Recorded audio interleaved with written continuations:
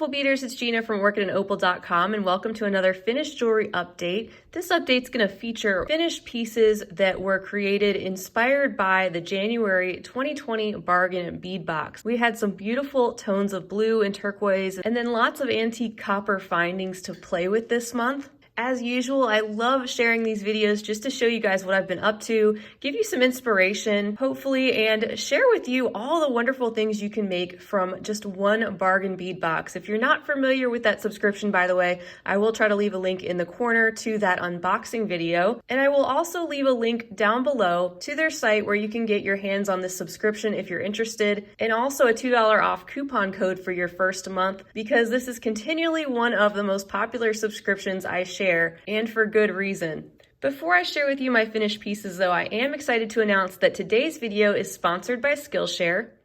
If you haven't heard of them yet, Skillshare is an online learning community for creative individuals where millions come together and they take the next step in their creative journey.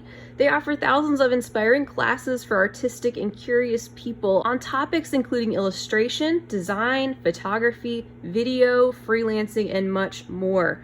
This month I have particularly enjoyed a class called Ring Making for Fun and Profit, Start Your Jewelry Design Business Today. When I'm browsing Skillshare's classes to see what would benefit me, I'm also on the lookout for classes that would benefit you.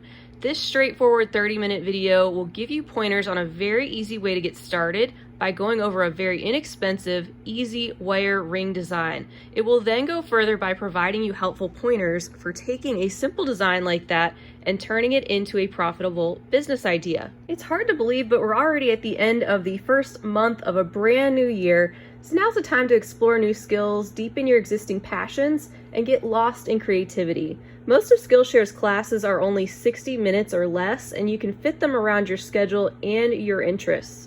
Because Skillshare is sponsoring today's video, they're generously offering you guys the opportunity to become a member absolutely free, absolutely no obligation for 2 whole months. So you can take advantage of their thousands of inspiring classes with hands-on projects and feedback from a community of millions.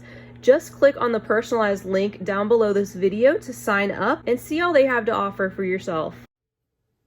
Alright guys, so here is the first set that I created from the contents of the box. And of course, as I usually say, most of the items here you'll see today are from the contents of the box, but I have supplemented with some items from my own stash just to round everything out. Most everything here though did come from the box. You can see these antique copper charms, of course our focal pendant right here, these crystal beads with a little bit of iridescence, the spacer beads, the chandelier earring findings, and even this chain that goes around the back. I love the combination of the antique copper with this little iridescent crystal. The whole thing kind of gave me a vintage feel, just combining those two basic elements together. I think this necklace would be beautiful even without these little embellishments on the side, but I thought this was a fun way to use some additional charms since they were so generous with how many they sent us. And then just wire wrapped some of these crystal beads and a couple charms down here, as you can see, and added a wire wrapped crystal in between each of these spaces in the earrings. So as you saw before, I finished this necklace by attaching the chain they provided us in the box to my desired length, and then even added an extender back here with one of the little crystals embellishing the very bottom. Here's a look at the entire picture here. You can see the lobster clasp back there with the extender. And I really love the way this actually drapes around the neck. For my next piece, I brought in those really chunky glazed ceramic beads that they sent. I thought they made a great statement and paired really well with these opalite glass teardrop beads that I've had in my stash for a while. These really pick up a lot of the colors of whatever they're around, so they mix great with the blue and allow these ceramic beads to be spaced out just a little bit. You can see I used some of the antique copper spacer beads that were sent in the box as well, and some more of the chain that they had included. And here is the full look at the necklace. Very simple, but definitely makes a statement. Finished it off with one of my lobster clasps, and then added a little extender back here with one of these spacer beads as an embellishment. So here's the next necklace I was inspired to create. We were provided this 7-strand component, which you could use as a pendant. I decided to actually use it as an asymmetrical connector for a multi-strand necklace. I also incorporated some of those turquoise hishi beads, which I included on 3 of the strands, and then in between I had incorporated some very similar turquoise colored seed beads from my own stash, as well as some of these seed beads that really coordinated well with the antique copper tone. On the other side of the necklace, I have gathered up all 7 of these strands and I attached them to one side of this teardrop shaped toggle clasp. So like I usually do, I try to show you some different ways to use these materials. Even though this comes marked as a clasp, it doesn't really mean you have to use it that way. So here's a front view of the necklace. And then I pulled everything together back here using some antique copper chain. This is a little bit chunkier style. I just pulled what I had from my stash. Since I had a few of these hishi beads left over and also another pair of chandelier earring findings, I decided to make a coordinating, very simple pair of earrings to go along with this necklace. So once again, here's the entire picture. You can see I finished it off with a lobster clasp and again with an extender chain to make it adjustable, and used one of these little coordinating hishi beads down here to embellish the end. With my next necklace, you'll see that I do have an additional 5 ceramic beads. That's what originally came in the contents of the box.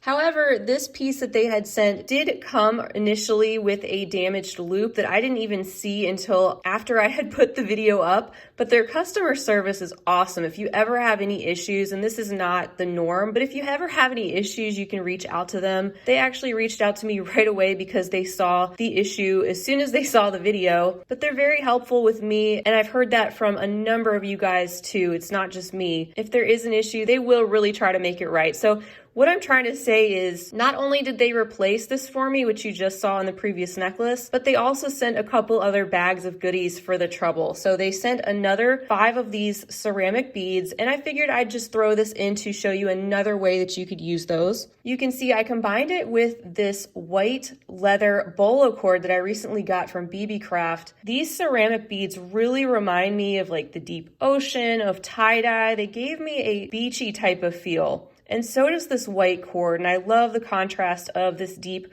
cobalt blue with the white. It just overall seemed pretty nautical. So I brought in this cord and also spaced out these ceramic beads with some of these antique copper bead caps they provided and a few of these agate beads that they had included in the box. The other interesting thing I wanted to point out is that I actually didn't have any proper antique copper cord ends, but that's the great thing about wire. If you have wire and you have a set of jewelry pliers, you can actually make yourself some wire end caps very easily, as you can see. So I was able to make 4 of those and attach them at each of these points where I needed to in order to put this look together. Next, I have this necklace. What's different is that this one features these tiny lapis faceted round beads. We also have those floral connectors that they included, and some more of these charms that break up the beads and provide us with another coordinating metal element. This is really simple. You can see that I just wire wrapped 3 of these beads together and attached them on the bottoms of every other connector, and then in between I just attached a charm. And by the way, I didn't have any really small antique copper jump rings, so again, because I have antique copper wire, I was able to make my own really easily. That's why I like to have a nice supply of different wires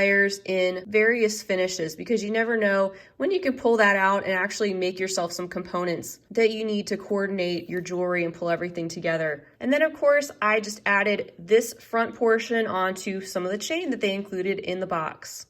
Next is this necklace featuring the gorgeous teal agate round beads and that teardrop shape pendant. We've gotten this style pendant in the past. In the past, I've beaded around them, created beaded bezels, wire wrapped them. I try not to do the same thing every time. So this time I decided to do something more minimal. I left it pretty open, but then added 3 different styles of chain in different lengths to kind of make this little bit of a tassel look, kind of free form, and also allow for the beautiful colors to still come through easily behind the chain, not cover them up too much. So another simple 1-strander, just spaced out these round beads with a spacer bead in between.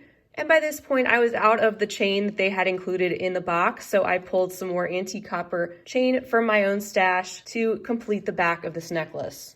Then I had a couple of the agate beads left over, a couple of these crystals, some connectors. I decided to make a very simple pair of coordinating earrings. and this really cute bracelet using up the remainder of those connectors, the remainder of the agate beads, some more of those spacer beads, and then a toggle clasp that they had included. So here's a look at that set all together. Again, lobster clasp, extender chain, and embellishment back here. And here's a look at the next necklace and earring set that I've made. You can see that I used more of those agate beads, also some of these crystal rondelles and the lapis beads, and then I pulled some of these beautiful blue daggers from my stash. I think they looked great with all the different tones of blue and white, especially with the agate going on. This is another design that's a bit different than anything I think I've shown so far on my channel. This is one where I took the rondelles first, I placed them on a piece of wire and created little wire loops on either side that allow for stringing of 2 strands to go through those and also kind of interconnect these, making a sort of 3rd strand there in the middle. So an interesting and different concept, also broken up by more of these antique copper spacers. Those were actually from my stash.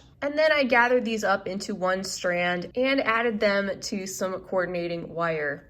I think this design looks very tribal, and it was a fun way to combine these different sizes. I also had a few beads left over, and I had an extra pair of chandelier earring findings because they sent me an extra couple of sets for the broken piece that I had. So I whipped up a quick little pair of earrings with some wire wrapped beads hanging off the bottoms of these earring findings. So here's one last view of that necklace and earring set. You can see the end of it where I finished it off, but then I still had so many more of these round blue agate beads. I was looking for another way to incorporate them maybe into a bracelet that would coordinate with this. And I could have made a bracelet that was very similar to this design, but I actually stumbled upon a pin on Pinterest a while ago that I've been wanting to try and I totally forgot about until recently. And the pin was from Sam Westcott of Westcott Jewelry. She's got some amazing designs. She's a really talented artist, and she actually sells her patterns on Etsy. So I'm going to link to her down below because that's totally where I got my inspiration from this bracelet. And of course, I always want to give credit where credit's due. That's so important. Now, I have seen similar designs like this using jump rings, but I hadn't seen them using split rings. So coincidentally, I had a ton of these antique copper split rings in my stash, and they fit really well in this design when combined with the rondelles that I had left over and more of those round agate beads on the side. I love how this came out. I think it's just so unique. Here's a look at this bracelet from the other side. And I'm happy to say that I actually reached out to her and we're going to be collaborating together in the near future, at which time I'm planning to share a tutorial for this design that she created directly from her pattern. So I can't wait for that. So stay tuned if you guys are interested in creating one of these too. I'm going to make it exactly how she has the pattern written with the types of materials she recommends. This was just my take on it based on the materials that we had gotten in the box. All right, guys, that's everything for my finished jewelry update for this month's January 2020 bargain bead box. I hope it was helpful for you and entertaining to see what I've been up to and see the different things that I was able to make with the contents of this month's box and some of my own items sprinkled in. I know I love to see what you guys are up to with the same sorts of materials, so you're always welcome to share on my Facebook page to help others get some fun ideas as well. If you are interested in any of these finished pieces, I will have them listed on my site at orchidandopal.com. I will also link to the bargain bead box, provide you with that one-time coupon code so you can go check them out for yourself. Also, a huge thank you to Skillshare for sponsoring today's video. That helps my channel so much, so I really appreciate it. And I think they have a great product that can benefit so many. So check out the link for that as well, peruse their site, see all the thousands of classes they have to offer, and take advantage of that free 2-month trial offer with absolutely no obligation. Most importantly, I want to thank you guys for being with me for another finished jewelry update. I really appreciate having you here. I hope you'll stick around for much